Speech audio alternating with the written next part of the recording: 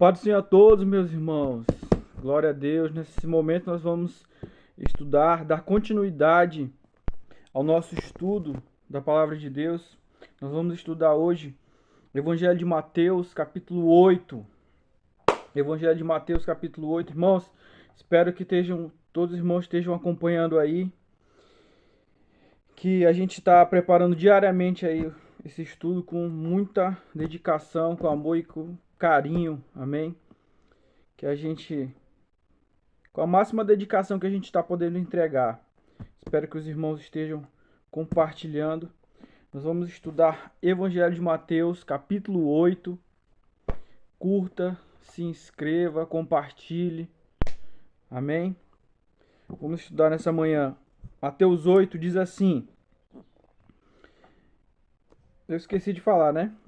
Ele está dividido da seguinte forma, Mateus. A cura de um leproso, a cura do criado do centurião, a cura da sogra de Pedro, poder sobre os demônios, as dificuldades do discipulado, Jesus acalma a tempestade e, por final, a cura dos dois endemoniados. Está dividido dessa forma. Vamos lá? Primeiro assunto que a gente vai tratar aqui é a respeito da cura de um leproso. Diz assim, Mateus 8:1. E descendo ele do monte, seguiu uma grande multidão. E eis que veio um leproso e o adorou, dizendo: Senhor, se quiseres, podes tornar-me limpo. E Jesus, estendendo a mão, tocou-o, dizendo: Quero ser limpo. E logo ficou purificado da lepra. Verso 4. Disse-lhe então Jesus: Olha, não o digas a ninguém, mas vai, mostra-te ao sacerdote, apresenta a oferta que Deus determinou para lhe servir de testemunho. Mateus capítulo 8, no início, diz que o Senhor Jesus ele desceu do monte.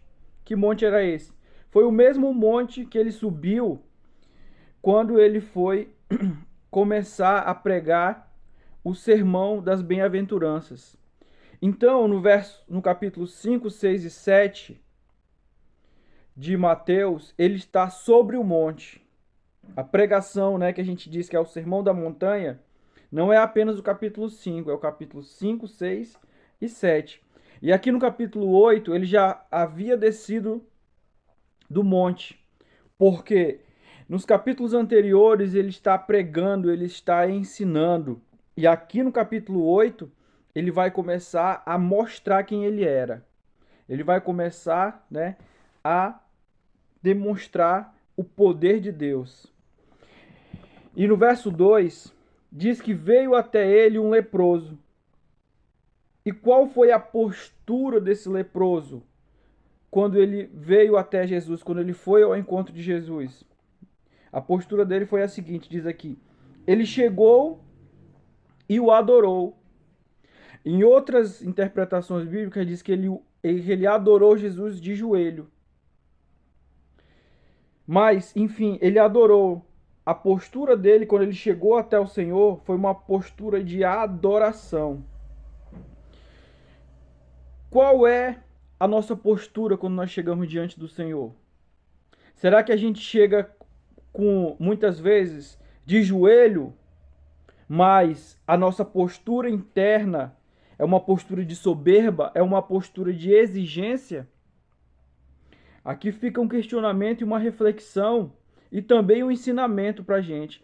Esse leproso, ele chegou até Jesus e o adorou, simplesmente o adorou.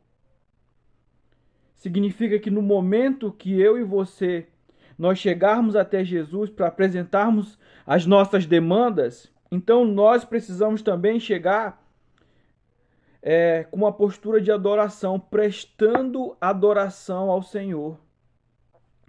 Verso 3 diz assim: Jesus estendendo a mão, tocou, dizendo... E Jesus estendendo a mão, tocou, dizendo... ser limpo. E logo ficou purificado da lepra. Disse-lhe então Jesus... Olha o que Jesus disse, no verso 4. Olha, não digas, mas vai e mostra-te ao sacerdote e apresenta a oferta que determinou para lhe servir de testemunho. Nesse momento... Após Jesus ter purificado o leproso, no verso 4, Jesus ele fala para ele: não digas a ninguém. Qual é o motivo de Jesus ter dito isso para o leproso, para o ex-leproso, né? Para o homem que estava purificado da sua lepra? O motivo ele é bem simples, que para receber o milagre, todas as pessoas estão prontas. Grave isso na sua mente, no seu coração. Para receber o milagre, todas as pessoas estão prontas. Mas para ser testemunhas de Cristo, nós precisamos do poder de Deus. Para nós sermos testemunhas de Cristo, nós precisamos do poder de Deus. É isso que diz em Atos capítulo 1, verso 8. Vai dizer lá: e recebereis o poder do Espírito Santo e ser-me-ás minhas testemunhas. Ou seja, precisamos do poder de Deus para sermos testemunhas do Senhor. Amém? E quando ele diz aqui, apresenta-te ao sacerdote, apresenta-te ao sacerdote a oferta que Moisés determinou para lhe servir. Lá em Levítico 13, ele é um conjunto de regras que Deus ele deu a Moisés, e dentro dessas regras, toda pessoa que estava com lepra, ela tinha que se apresentar ao sacerdote. Depois vocês leem com calma Levítico 13, que eu não vou aqui explanar muito para não me alongar muito no vídeo. Levítico 13 vai falar a respeito de como deve ser o procedimento da pessoa que está com lepra, e ela vai se apresentar ao sacerdote. Mas a princípio eu vou dizer apenas isso. Mas fazendo uma aplicação para as nossas vidas, o que é que a gente aprende aqui? A gente aprende o seguinte ensinamento: que no momento que nós recebemos o milagre da parte do Senhor, nós precisamos nos envolver com a obra de Deus. Nós precisamos nos envolver com as coisas da igreja do Senhor. Amém? Agora vai tratar do seguinte assunto, a respeito da cura do centurião. A partir do verso 5 diz assim: e entrando Jesus em Cafarnaum, chegou junto dele um centurião rogando-lhe. Verso 6, e dizendo: Senhor, o meu criado jaz em casa paralítico e violentamente atormentado. Jesus lhe disse: eu irei e lhe darei saúde, no verso 7. Verso 5 diz que Jesus ele estava entrando em Cafarnaum. O que é Cafarnaum? Cafarnaum é uma cidade onde Jesus morava quando ele era adulto. Cafarnaum era a cidade onde Jesus morava quando ele era adulto. E quando ele entra lá, chegou um centurião até ele. Quem é o centurião? O centurião ele é como se fosse, né, das forças armadas, um militar romano.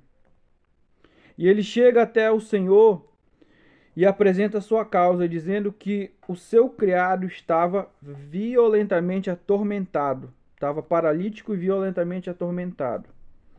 Verso 8 diz assim: e o centurião respondendo disse: Senhor, eu não sou digno de que entres debaixo do meu telhado, mas dize somente uma palavra, e o meu criado há de sarar. Verso 9: pois também eu sou homem sujeito ao poder, e tenho soldados às minhas ordens. E digo a este: vai, e ele vai. E a outro: vem, e ele vem. E ao meu criado: faz isto, e ele o faz. Então, nesse momento aqui, no verso 7 ainda, quando, após o centurião ter pedido a ajuda de Jesus, Jesus disse: eu vou lá e vou lhe dar saúde. E o centurião responde imediatamente: Senhor, eu não sou digno que o Senhor entre debaixo do meu telhado. No entanto, o Senhor fala só uma palavra. Uma palavra. Meu irmão, isso aqui é extraordinário. Isso aqui é muito impactante. E por que ele diz isso? Ele vai explicar por qual motivo ele diz isso. Ele diz: porque eu também sou um homem sujeito ao poder. E eu digo para os meus, né, para os soldados que estão sob o meu comando, vai e eles vão. Eu digo, vem, e eles retornam. E Jesus, nesse momento, a Bíblia diz aqui no verso 10, e maravilhou-se Jesus, ouvindo isto, e disse aos que o seguiam, em verdade vos digo que nem mesmo em Israel encontrei tanta fé. Mas eu vos digo que muitos virão do Oriente e do Ocidente e assentar-se-ão à mesa com Abraão, Isaque e Jacó, no reino dos céus. E os filhos do reino serão lançados nas trevas exteriores. Ali haverá pranto e ranger de dentes. Então disse Jesus ao centurião, vai, e como crestes, te seja feito. E naquela mesma hora o criado sarou. Olha que forte, que impactante essa passagem, irmãos. O centurião, ele entendia a respeito, né, de obediência. Ele entendia a respeito do poder de uma palavra. E Jesus imediatamente ele ficou, sabe, ele ficou maravilhado. Porque, em outras palavras, com certeza Jesus pensou isso. Esse cara, ele entendeu como é que funciona o mundo espiritual. Esse cara entendeu como funciona o mundo espiritual. Por isso que Jesus ele se maravilhou. Por quê?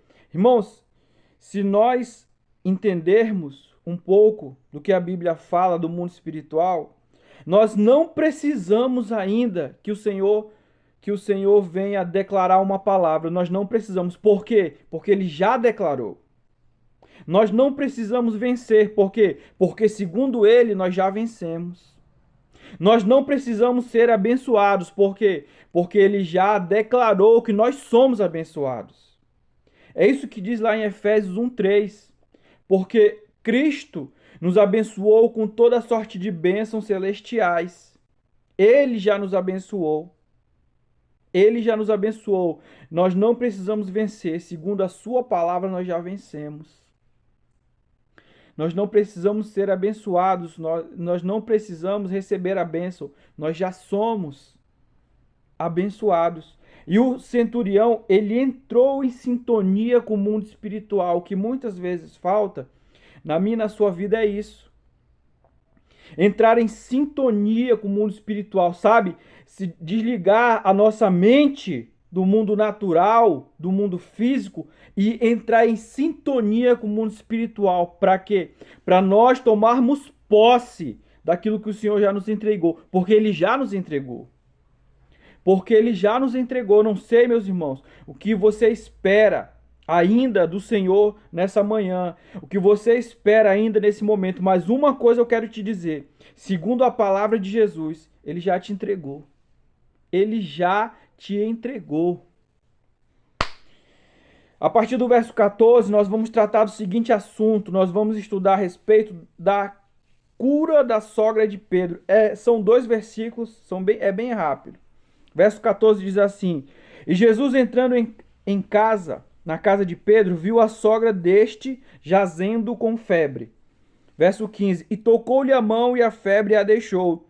Então levantou-se e o serviu. Um ensinamento bem simples e prático. Olha, a sogra de Pedro estava com febre. Ela estava com febre. E ali o Senhor entrou, tocou na mão dela e a febre desapareceu. E no momento que a febre desapareceu ali, ela já levantou e começou a servir ao Senhor. Olha que ensinamento poderoso.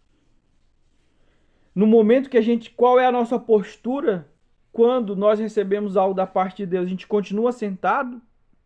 A gente continua, sabe, inerte, paralisado? Ou nós nos levantamos e vamos servir ao Senhor como forma de gratidão pelo que Ele fez por mim e por você? Aqui tem um ensinamento pra gente, irmãos. Recebemos algo da parte do Senhor? Levante-se. Levante-se e vá servi-lo como forma de gratidão. Verso 16. O título tem assim, poder sobre os demônios. E chegada a tarde, trouxeram-lhe muitos endemoniados, e ele com sua palavra expulsou deles os espíritos malignos e curou todos os que estavam enfermos. Verso 17, para que se cumprisse o que fora dito pelo profeta Isaías, que diz: Ele tomou sobre si as nossas enfermidades e levou as nossas doenças. Você vê aqui, irmãos, que mais uma vez o Senhor ele usa o que? O poder da palavra, verso 16. Com uma palavra, com a sua palavra, ele expulsou os espíritos malignos. E no verso 17, você vê aqui a preocupação, né, de Mateus, do coletor de impostos, que escreveu aqui o livro de Mateus, o discípulo, a preocupação que ele tinha de quê? De fazer essa conexão com o Antigo Testamento. Ele tinha essa preocupação, sabe, em fazer essa conexão com o Antigo Testamento. É por isso que no início desse livro aqui que nós estudamos, no capítulo 1, ele vai expor, né, mostrar a genealogia de Jesus, porque ele estava situando Jesus na história. E se você observar nos capítulos para trás que nós estudamos, ele faz essa conexão, essa preocupação de conectar o Senhor com o Antigo Testamento. Amém? Verso 18. Tem por título As dificuldades do discipulado. Diz assim, verso 18. Jesus, vendo em torno de si uma grande multidão, ordenou que passassem para o outro lado. E aproximando-se dele um escriba, disse-lhe: Mestre, onde quer que fores, eu te seguirei. Muito interessante, irmãos, a gente observar esse verso 18, porque Jesus ele viu que sabe, aqui no verso 1 diz que uma grande multidão. Em outras versões bíblicas diz que muitas multidões o seguiam. E no verso 18 que nós lemos agora, diz que uma grande multidão se aproximou dele e ele ordenou que elas passassem para o outro lado. Ou seja, o que isso significa para a gente? O Senhor ele não estava preocupado com a quantidade de pessoas que estavam próximo a ele. Ele não estava preocupado com a quantidade. Ele estava preocupado, a preocupação dele, né? A ocupação dele era fazer discípulos. Essa deve ser, sabe, a nossa maior preocupação, irmãos. Em ganhar almas para o Senhor e fazer discípulos, ou seja, ensinar a palavra de Deus para as pessoas. Não importa, sabe, a quantidade de pessoas. O que importa realmente é se essas pessoas são fiéis a Deus. Verso 19. Aproximando-se dele um escriba, disse-lhe: Mestre, onde quer que fores, eu te seguirei. 20. E disse Jesus: As raposas têm seus covis, as aves do céu têm seus ninhos, mas o filho do homem não tem onde reclinar a cabeça. 21. E outro de seus discípulos lhe disse: Senhor, permite-me que primeiramente vá sepultar o meu pai. Verso 22. Jesus, porém, disse-lhe: Segue-me, deixa os mortos sepultar os seus mortos. Verso 19 e o 20, irmãos. Um escriba, quem é o escriba? Escriba é um perito, é um especialista na lei de Moisés. Esse é o escriba. Ele chegou até o Senhor Jesus e disse: Senhor, onde quer que fores, eu te seguirei. Eu te seguirei. E o Senhor Jesus, ele alerta. Porque aqui nesse verso 20 tem uma simbologia quando ele diz: As raposas têm seus covis, as aves têm seus ninhos, mas o filho do homem não tem onde reclinar a cabeça. O que isso significa? O preço de seguir a Cristo. Deixa eu te fazer uma pergunta. Você já parou para mensurar, para calcular o preço que você tem que pagar para servir ao Senhor Jesus? Porque muitas vezes, irmãos, a gente acha que é algo muito, sabe, muito simples. Não, basta eu orar, ler a Bíblia e vir para a igreja e tá tudo certo. Não. Não. Deixa eu te falar algumas coisas aqui. Alguns preços que a gente paga. Irmãos, o preço que a gente paga, renúncia. Segundo, muitas vezes as pessoas próximas. Estou falando de gente de longe não. Pessoas de perto. sabe, se levantar contra a gente. Sangue do sangue. Sangue do nosso sangue. Muitas vezes se levantar contra a gente. E a gente precisa escolher essa pessoa, a família ou o Senhor Jesus. Nós precisamos escolher. Porque o preço, irmãos, o Senhor Jesus ele estava falando para esse escriba. Em outras palavras, já pensou bem? Você já calculou o preço que você vai pagar por me seguir? E você que me ouve e que vai me ouvir, já parou para calcular bem o preço que você vai pagar para servir a Cristo? Pense bem. Verso 21, ele diz, e outros dos seus discípulos disse, Senhor, me permite que eu vá sepultar o meu pai. E o Senhor Jesus imediatamente lhe diz, deixe que os mortos sepultem os seus mortos. O que o Senhor está nos dizendo aqui em outras palavras? Está dizendo, eu tenho algo mais importante para você. Eu tenho um chamado mais importante, eu tenho uma missão mais importante para você. Que missão seria essa? Pregar o Evangelho. Levar o Evangelho às pessoas que estavam, vivos. Levar o Evangelho aos vivos. Por quê? Porque aqui, irmãos, é o que acontece com muitas pessoas que servem a Cristo. Quando elas perdem um ente querido, quando elas perdem, sabe, uma pessoa próxima, ela fica estagnada. Ela fica emocionalmente desestruturada. E ela não faz mais nada. E ela acaba por não fazer mais nada. Mas o Senhor, ele fala para mim e para você nessa manhã, ei, eu tenho uma missão para você, e essa missão, ela é mais importante do que a tua vida, do que a tua família, que é levar a palavra às pessoas que precisam. E eu digo isso, irmãos, de forma, sabe, eu falo, sabe, como uma pessoa que já vivenciou isso. Eu já fazem hoje 3 anos que eu perdi o meu irmão.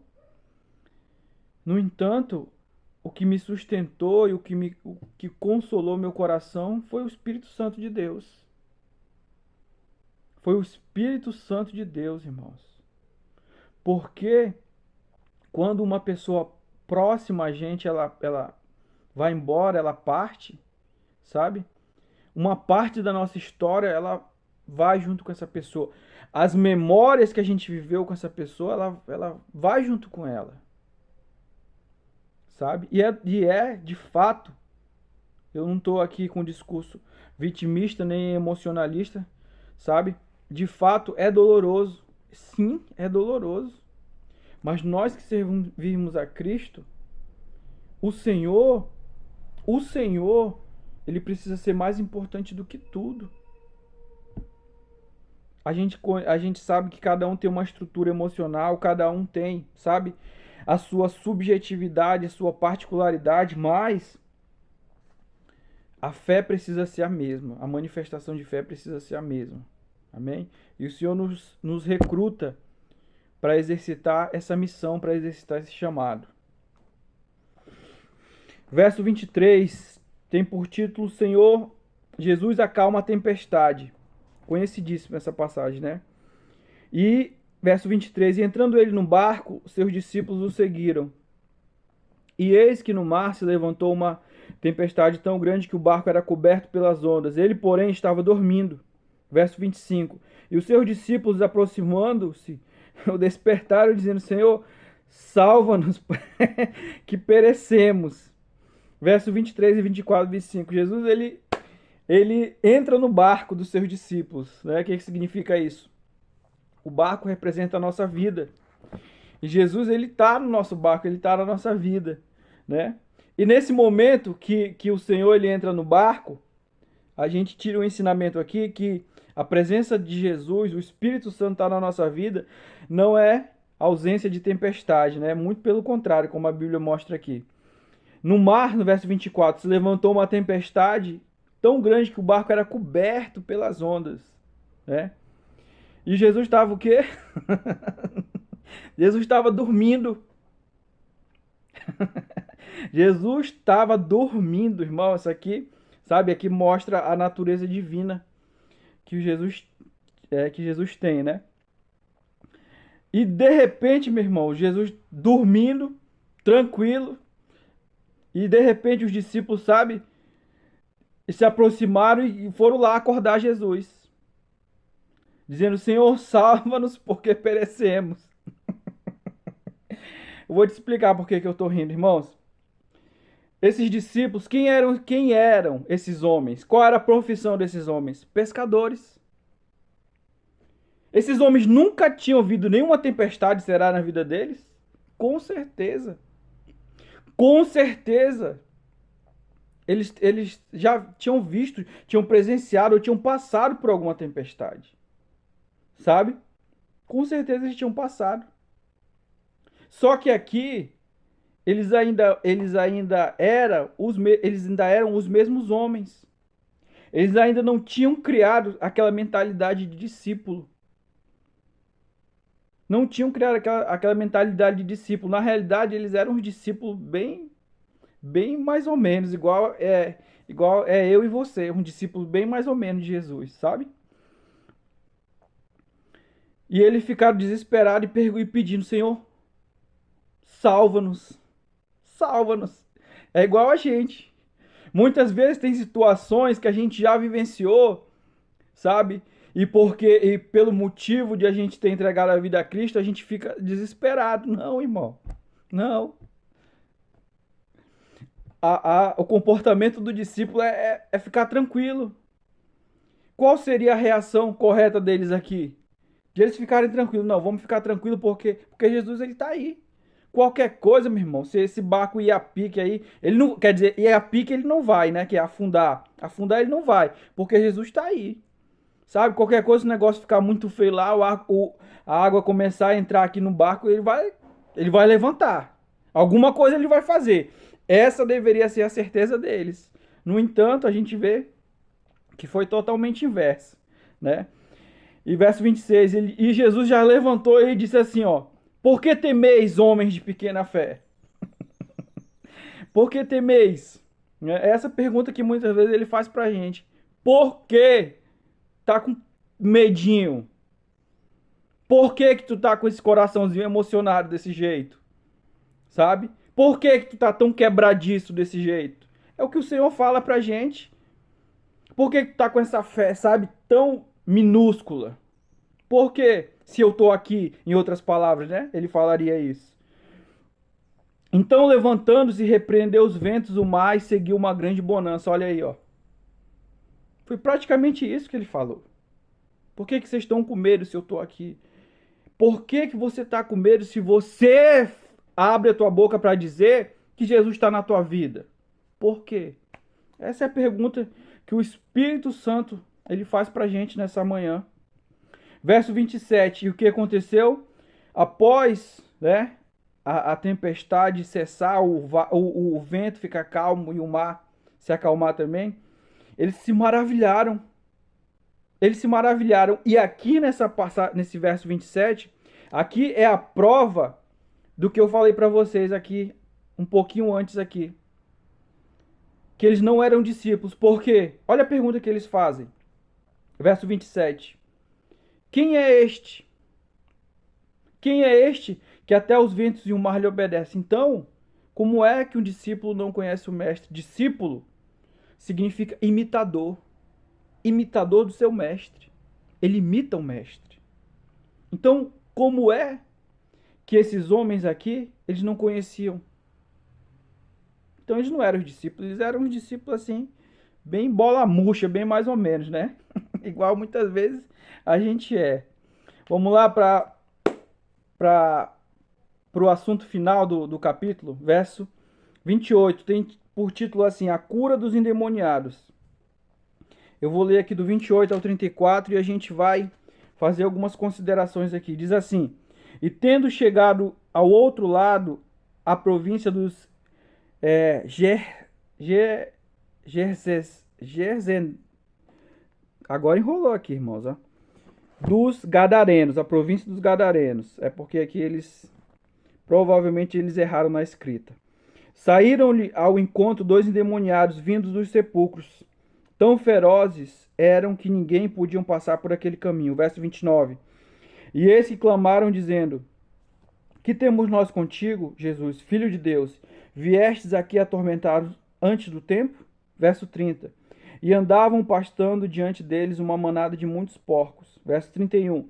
E os demônios rogaram-lhe, dizendo: se nos expulsas, permite-nos que entremos naquela manada de porcos. Verso 32. E ele lhes disse: ide. E saindo eles lhe introduziram na manada dos porcos. E eis que toda aquela manada de porcos se precipitou no mar por um despenhadeiro e morreram nas águas. Verso 33. E os porqueiros fugiram e, chegando à cidade, divulgaram todas aquelas coisas e o que acontecera aos endemoniados. E eis que toda aquela cidade saiu ao encontro de Jesus. Vendo-o, rogaram-lhe que retirasse dos seus termos, dos seus territórios. Vamos lá entender essa história? Bom, Jesus ele chega até a província de Gadara, né? E aí ele se encontra com 2 endemoniados. Em Marcos, capítulo 5, vai falar a respeito de um endemoniado, né? Um endemoniado gadareno. E Lucas também vai falar a respeito de um. Por quê, pastor? Então quer dizer que a Bíblia ela entrou em contradição nesse momento? Não. Provavelmente aqui, né, Mateus fala a respeito de 2. O que aconteceu? Provavelmente tinham 2, com certeza, provavelmente não, com certeza tinha 2. Mas aí, Lucas e Marcos, eles enfatizaram apenas um. E Mateus falou a respeito dos 2. E por que Lucas e Marcos falou a respeito só de um? Porque, com certeza, esse um, ele era mais violento, né? Ele era mais agressivo. Então, por isso, essa ênfase nesse um endemoniado. Mas é a mesma história, meus irmãos. E aqui, Jesus chega lá, e quando Jesus chega, os demônios já perguntaram para Jesus: que temos nós contigo, Jesus, Filho de Deus? Viestes aqui atormentar-nos antes do tempo? Então aqui ele já reconhece, né, o senhorio, o poder de Jesus. E ele pergunta: o Senhor veio nos atormentar antes do tempo? Por quê? Porque Satanás e os demônios sabem que vai chegar o momento que o Senhor Jesus ele vai acabar com todos eles.